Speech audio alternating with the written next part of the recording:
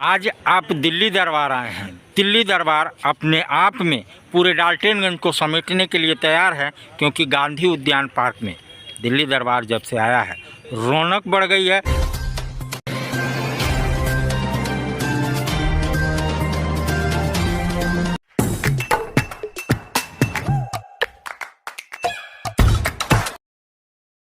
मैं गया हूँ बिहार, गया से गया हूँ, ऐसे इलाकों से जा रहे हैं, रिसर्च कर रहे हैं और इस तरह से मन में डाल दिया गया है आम नागरिकों के कि जेएनयू एक आतंक का गढ़ है, नक्सलाइटों का गढ़ है और जेएनयू के छात्रों को सड़क पर खड़े करके गोली मार दो, ऐसे डायलॉग फिल्मों में आते हैं। तो हमें डर तो रहता है कि जब हम गेट से बाहर निकलेंगे तो हमारे साथ क्या हो। तो सपना पाल के आया है कोई स्टूडेंट, कोई छात्र कि हम पढ़ेंगे, कुछ बेहतर बनेंगे, अपने समाज को आगे ले जाएंगे, अपने परिवार को आगे ले जाएंगे, अपनी जो जहाँ हमसे आए हैं हम वहाँ की स्थिति को बेहतर करेंगे। इनकी जहाँ बार बार कोशिश है कि प्रोफेसरों को भर देना, आरएसएस के प्रोफेसर, बीजेपी के प्रोफेसर पूरी तरह से वहाँ सक्रिय हो चुके हैं जो नए आए हैं। और आज जो प्राथमिकता है किसी प्रोफेसर की भर्ती के लिए हमारे विश्वविद्यालय में, वो है नकारा होना, इनकॉम्पिटेंट होना और उसके साथ साथ आरएसएस का होना। ये दो महत्वपूर्ण प्राथमिकताएं हैं कि आप यूनिवर्सिटीज़ में प्रोफेसर के पदों पर जा सकते हैं। यही किया जा रहा है। और जब चुनाव हमारे हम लोग का हो रहा था, जेएनयू का चुनाव हो रहा था, तो जो एबीवीपी है, जो बीजेपी का छात्र संगठन है, वो ज़्यादा डरा हुआ नहीं था। ज़्यादा डरे हुए थे वो प्रोफेसर, जिनको इस बात के लिए लाया गया था कि आप छात्रों को धमका कर, बहला कर, फुसला कर, संख्या हमारी कम भी लोगों को दिखाई देती है। तो एक मुनव्वर राना एक शायर हुए जिसका देहांत हुआ 1 साल पहले, वो कहते थे कि एक आंसू भी हुकूमत के लिए खतरा है, तुमने देखा नहीं है आंखों का समंदर होना। तो समंदर हम बनेंगे, समंदर बनाना भी हमारी जिम्मेदारी है। और जो इस तरह की ताकतें हैं जो हमेशा से विरोध में रही है समता के, समानता के, बराबरी के, जो हमेशा से विरोध में रही है एक ऐसे वर्ग के कि जिसके नाम पर वो आती रही है, जिसको दबा कर वो आती रही है, तो उसके खिलाफ एक हमारी जंग है। और जंग है तो जंग है, लड़ रहे हैं और लड़ेंगे आगे।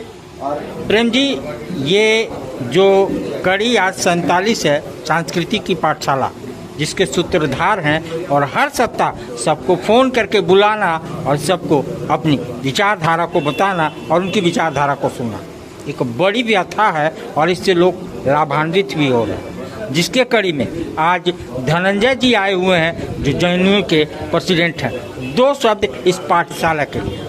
सबसे पहले ये बता दूं कि ये सांस्कृतिक पाठशाला जो है, सांस्कृतिक पाठशाला की शुरुआत इसलिए की गई कि आज लोगों के बीच में पढ़ने लिखने की लालसा, लगन, ये सब खत्म होता दिख रहा है।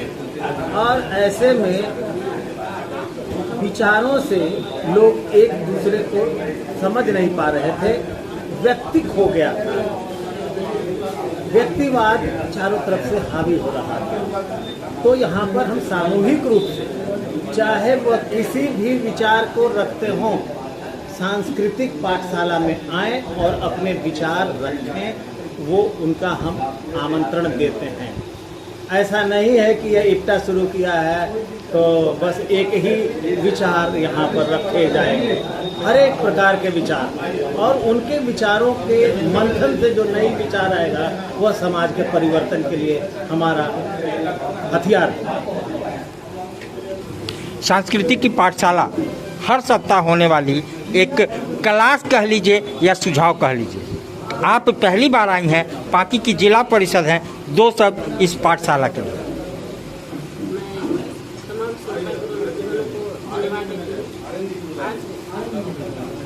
कार्यालय में सांस्कृतिक कार्यक्रम हर एक संडे की होती है, इसलिए मेरा एक पहला दिन है। और यहाँ मुख्य वक्ता के रूप में जेएनयू के छात्र धनंजय जी भी उपस्थित हुए, जो अपने देश लेवल पर शिक्षा व्यवस्था गंभीर कैसे हो इस पर विचार हम लोगों को दिए। और ये सांस्कृतिक पाठशाला ही एक नहीं है, एक ऐसा मंच है जो समाज को, देश को भविष्य तय करता है।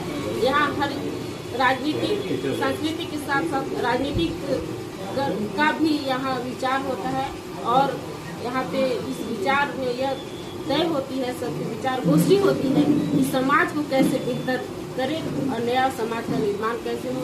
यहाँ की शिक्षा व्यवस्था जो इस देश में या इस राज्य में शिक्षा व्यवस्था जो डगमगाई हुई हो, वो कैसे इस मंच के माध्यम से हम ले जाए और यहाँ अच्छे शिक्षा व्यवस्था हो। धनंजय जी, आप जेएनयू के नवनिर्वाचित अध्यक्ष हैं, थोड़ा जेएनयू के बारे में दो शब्द, क्योंकि हमारे पलामू के दर्शक जो ताज़ा तरीन स्थिति है जेएनयू की वो जानना चाहते हैं। पहले तो आपके तमाम दर्शकों को मेरा बहुत प्रणाम, उनको जय भीम करता हूँ, मैं लाल सलाम पेश करता हूँ। जहाँ तक जेएनयू की स्थिति है कि जिस तरह की शिक्षा व्यवस्था पूरे देश में है उससे जेएनयू भी अछूता नहीं है। जिस तरह की नई शिक्षा नीति आई है और पूरी कोशिश है कि किस तरह से यूनिवर्सिटीज़ के फंड काटे जाएं, फंड को घटाया जाए। उसके साथ ही साथ आप देख लीजिए कि लोन सिस्टम की बात हो रही है, बैचलर को 4 साल की कर देने की बात हो रही है, सीट कट्स लगातार हो रहे हैं। तो कोई जेएनयू में कोई सुरखाब के पर नहीं लगे हुए हैं कि कोई उसकी अलग स्थिति है। अब हाँ, एक तरह से है कि वैचारिक तौर पे छात्रों के बीच में एक समझ है, एक चेतना है कि हमें किस तरफ से आवाज़ उठानी है, हमें क्या बोलना है। तो हमेशा से सत्ता के पॉलिसी के खिलाफ, जो छात्र विरोधी पॉलिसी है, उसके खिलाफ जेएनयू बोलते आया है। और आज भी यही स्थिति है कि जब जेएनयू में चुनाव हो रहे होते हैं, जहां एक कोशिश रहती है कि किसी तरह से वहां लेफ्ट को हराया जाए, परिषद को जिताया जाए, यूपी को जिताया जाए, उस दौरान जेएनयू के छात्रों ने, जो पढ़ने लिखने वाले छात्र हैं, जो दूर दराज के इलाकों से आते हैं, तो उन्होंने एक ताकत दिखाया और जेएनयू में लेफ्ट को फिर से जिताया है। और उन्होंने भरोसा दिया है लेफ्ट पे कि जो इतने सालों से जेएनयू में एक वैचारिक लड़ाई को ज़िंदा रखे हुए है और हर एक तबके के लोग आ सकें, हर एक वर्ग के लोग पढ़ने आ सकें, लोग डिप्रिवेशन पॉइंट मिले, जो क्वार्टाइल, जो पिछड़े इलाकों से लोग आते हैं उनको वजीफ़ा टाइम पे मिले, फेलोशिप समय पर मिले। इन सारे सवालों के लिए वहाँ लेफ्ट लड़ते आया है। आईसा हो गया, एसएफआई हो गया, एआईएसएफ हो गया, डीएसएफ हो गया, ये जितने लेफ्ट के संगठन हैं वो लड़ते आए हैं, प्रगतिशील संगठन लड़ते आए हैं। और इसी का नतीजा है कि आज मैं बतौर अध्यक्ष आपके बीच बार बार लेफ्ट का जेएनयू में अपना परचम लहराना, उसकी क्या खास बात है? क्योंकि लेफ्ट का परचम हर समय लहरता है। लेफ्ट का परचम इसलिए लहरता है जेएनयू में कि एक इतिहास को लेकर लेफ्ट साथ चलता है। और उसके साथ ही साथ उस इतिहास में आप देखिएगा कि जो मैंने बताया, डिप्रिवेशन पॉइंट का इतिहास बताया मैंने आपको, कि जो पिछड़े इलाके हैं, पलामू जैसे पिछड़े इलाके हैं, गढ़वा जैसे पिछड़े इलाके हैं, इन इलाकों के छात्रों को डिप्रिवेशन पॉइंट दिया जाता है। ये लड़ के लिया गया है जेएनयू में। उसी के साथ साथ ओबीसी रिजर्वेशन को फुलफिल करवाने के लिए एक लड़ाई लड़ी गई है जेएनयू में। उसी के साथ साथ आप देखिएगा कि जो मदरसा में स्टूडेंट पढ़ते थे, कि कहा जाता था कि 12वीं के बाद उनको 1 साल का कोर्स करना पड़ेगा मदरसा के बाद, लेकिन एक जैसा ही कोर्स होता है जो और स्कूल है और मदरसा का। तो हमने लड़ा वहाँ पे जेएनयू में 2011-12 के समय, और आलिम फाजिल लेकर हम आए जेएनयू में कि मदरसा से डायरेक्ट एडमिशन जेएनयू में होगा। और यही कारण है कि आज भी वहाँ के तमाम छात्र लेफ्ट पे भरोसा दिखाते हैं और हम ये सुनिश्चित करते हैं कि तमाम छात्रों को हॉस्टल मिले और फेलोशिप समय पर मिले। ये सुनिश्चित वहाँ लेफ्ट करता है। और देखिए ना कि अगर वो तय करे कि एबीवीपी को जिताना है, परिषद जो बीजेपी की छात्र संगठन है, वो दिल्ली विश्वविद्यालय में कई सालों से है, लेकिन आज तक दिल्ली विश्वविद्यालय में छात्रों को हॉस्टल नहीं मिल पाता है। वो वहाँ पीजी का प्रचार किया जाता है, वो परिषद के द्वारा सरकार के सुर में सुर मिलाती है। वो सरकार के किसी भी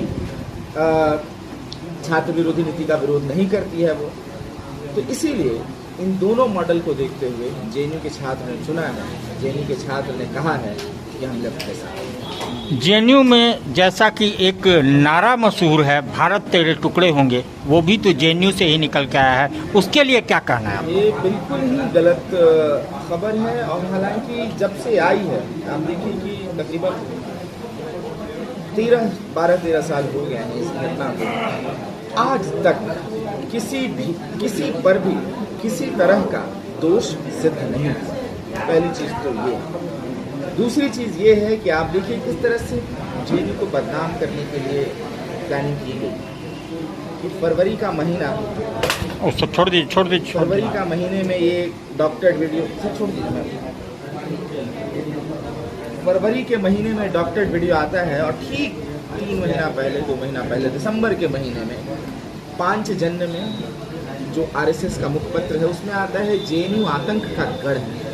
तो एक प्लानिंग जिस तरह से थी कि जेएनयू को बदनाम करने की पहले से रची जा रही थी, और इस प्लानिंग को करने के लिए इसलिए भी रची जा रही थी कि आप देखिएगा कि चाहे वो पिछली सरकार हो, कांग्रेस की सरकार हो, उस मतलब शिक्षा की बात कर रहा था, बराबरी सबको समान शिक्षा की बात कर रहा था, उसके लड़ रहा था, FYP के खिलाफ लड़ रहा था, CUET के खिलाफ लड़ रहा था, माफ कीजिएगा, मतलब जो फेलोशिप खत्म कर दिया गया था नॉन नेट का, उसके खिलाफ लड़ रहा था। तो ये सारे सवालों पे जेएनयू कांग्रेस के समय भी लड़ रहा था, लेकिन इस सरकार का जो ईगो है कोई कुछ ना बोले उनके खिलाफ, सब खामोश रहे। जो सरकार मन की बात करेगी बाकी सब लोग चुप हो जाएं, और यही हो कि जो तुमको हो पसंद वही बात करेंगे, लेकिन जेएनयू ऐसा है नहीं। कन्हैया कुमार जो पहले आप लोग के साथ थे, आज भले ही किसी पार्टी में चले गए हों, लेकिन उनके हार का मुख्य कारण एक डायलॉग होता है और वो पूरे चुनाव में हर मोबाइल में देखा गया। क्या ये मानते हैं?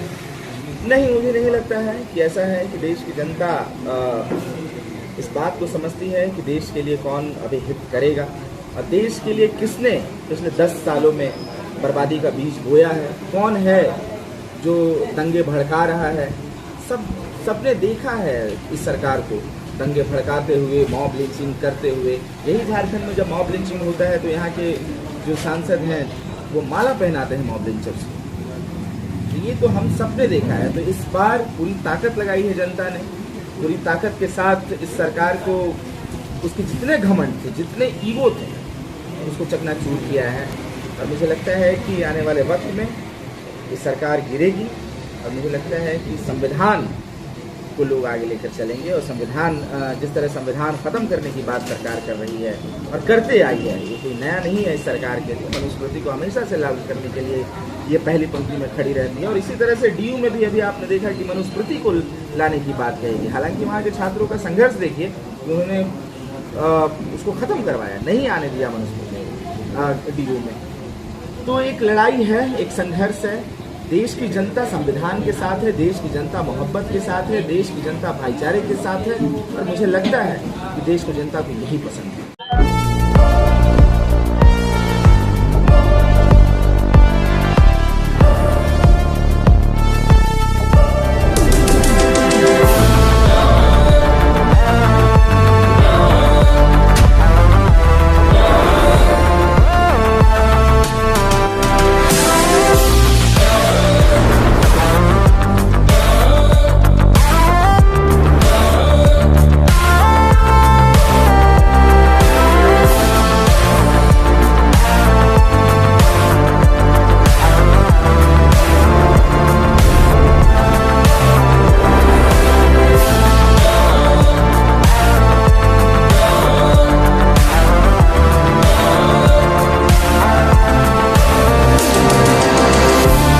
The Mahindra XUV 3XO.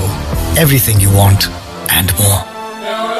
Bookings open 15th May. सस्ता और समुचित इलाज के लिए गरीबों का रहनुमा मात्र एक हॉस्पिटल, मैया बाबू हॉस्पिटल।